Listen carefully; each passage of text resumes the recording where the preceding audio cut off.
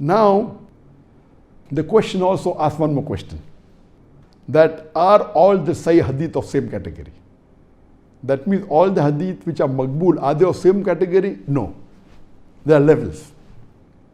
And I remember when one of my first teachers of hadith, that is Sheikh Ziya Rahman Azmi, may Allah grant him Jannah, he was the head and the dean of the Department of Hadith in the Islamic University of Medina, and he expired just a few months back on the day of Arafah, on the 30th of July, just 3 months back.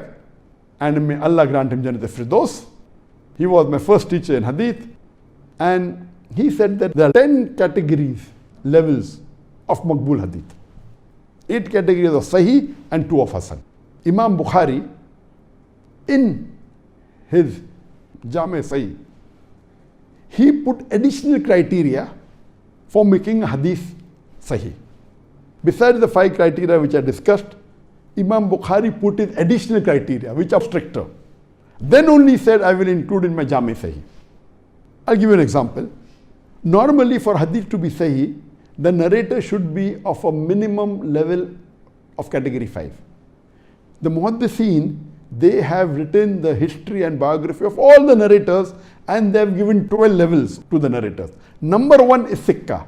All the Sahabas come in the Sikka, means the best.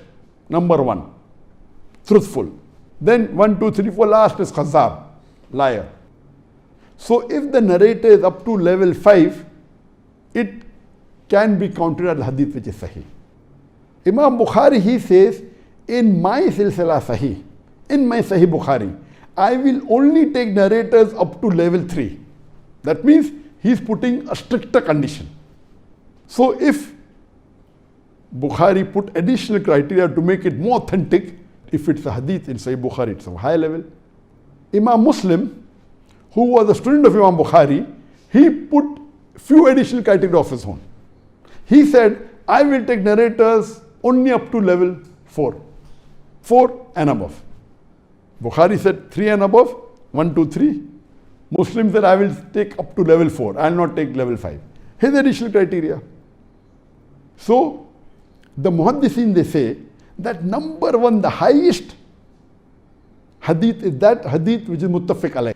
That means the hadith which was compiled by Bukhari and he said it is Sahih in his Sahih Bukhari, and the hadith which were compiled by Imam Muslim in his Sahih Muslim, and it occurs in both of them.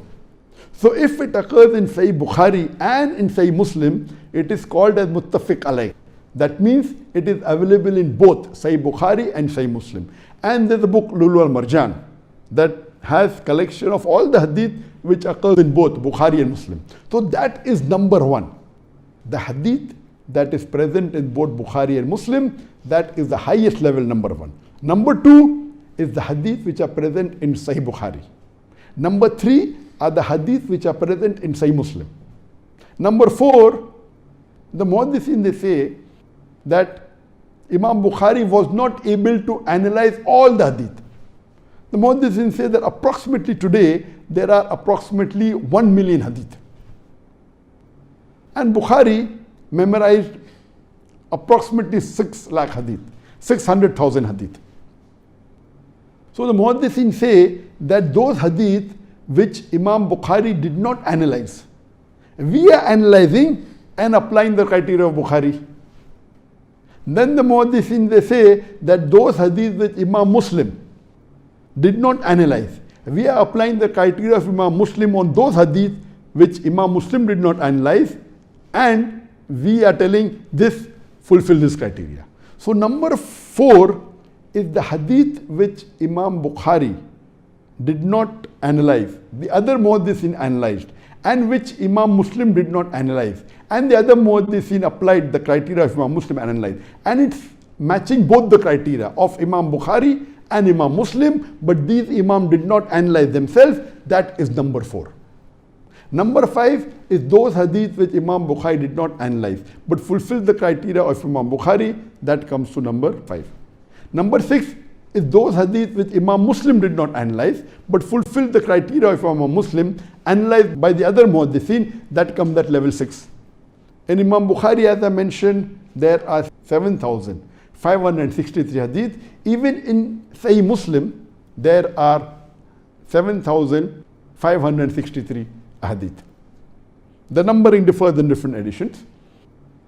So this is level 6. Level 7 is a Sahih hadith with continuous chain, which doesn't fulfill the criteria of Bukhari and Muslim, which fulfill the normal criteria of Sahih hadith which I discussed, 5 criteria of Sahih hadith, but it is a continuous chain.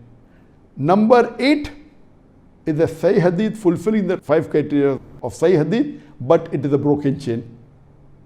Number 9 is Hasan hadith, little bit doesn't fulfill 100% of Sahih, but very close to it, with a continuous chain. That is number 9, Hasan hadith with a continuous chain. And the 10th category is Hasan hadith with the broken chain. So these are the 10 categories of Sahih hadith.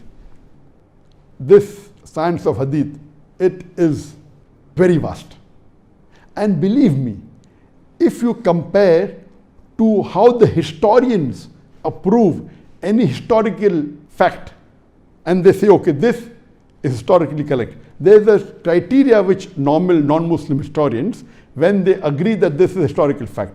But the criteria put by the Muhaddithin for a hadith to be Sahih is multiple times stricter. It is multiple times more difficult. It is multiple times more stringent, as what the historians do. That's the reason if for a hadith to be Sahih, I just told you the brief of it. It's not that easy. Every narrator, his history has been written. There's a Rijal, all in detail. It is so difficult. It is such a minute study that if the Muhaddithin, when they give a verdict, there can be a minor difference. There cannot be someone saying it's a very high category, someone saying Sahih, the other saying Mawdu. It's not possible. It may differ level 1 hadith or level 2. 1 or 2 level may differ, that's it. If authentic, good Muhaddithin, they refer and they check. So this is the science of hadith. It is not possible for a layman or a person like me, who's just a student of knowledge. I cannot decipher whether Sahih or Dhaif. I have read about the criteria, but I am not qualified at all. So this, to classify whether the hadith is Sahih or Dhaif or Mawdu or which level of Sahih, it is the work of a Muhaddith, specialization. And in the recent time, one of the famous Muhaddith, as I mentioned, was Sheikh Nasruddin Albani. And he has done a great job, Sheikh Nasruddin Albani.